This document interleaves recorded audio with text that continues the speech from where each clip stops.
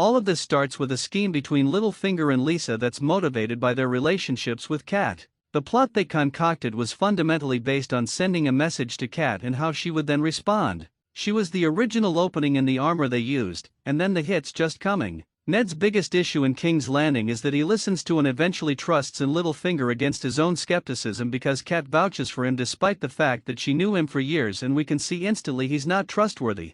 That begins because of Littlefinger's story about the dagger, which doesn't make any sense. And while Ned was quite foolish to listen to that, again, him listening had everything to do with Cat pushing hard on that. Hey guys, welcome to my channel. Please don't forget to like and subscribe, and also click on the notification bell to remain updated. She kidnaps Tyrion, which makes no sense at all. At best it can be described as panicking in the moment, but the reality was that there was no way that was going to end well. But then of course she takes him to her sister, which turns out again to be about the worst of all possible bad choices. It does seem like Lysa was a different person when they were younger, and it could not be predicted that she would become what she is now. But still, it's not like Cat and Lysa kept in constant contact. Cat was taking Tyrion into dangerous territory which was foreign to her, all relying that her sister wouldn't simply be on her side, but that her sister would defer to her on all things that would come next. Add that all together along with the fact that we know how formidable it is for anyone to get to the north to attack Winterfell, and it's just not a decision that makes any kind of sense.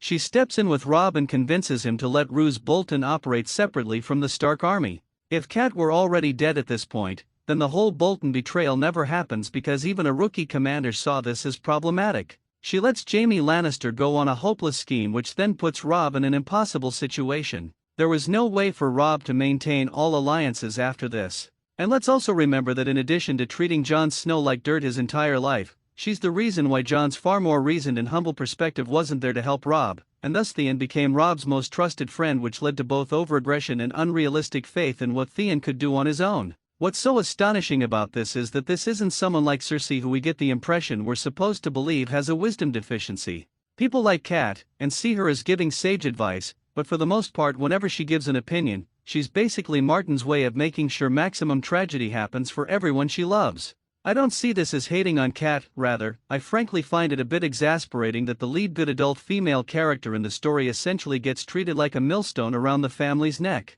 I love these stories and think Martin's a great author, but I actually wish Cat came off better when you look at her in granular detail, because it feels troubling to me the degree of imbalance between her and the male members of her family when it comes to who is most admirable and who is most flawed. Thanks for watching. Please don't forget to like this video and drop comments, and most importantly don't forget to subscribe and hit the notification bell so you don't miss anything.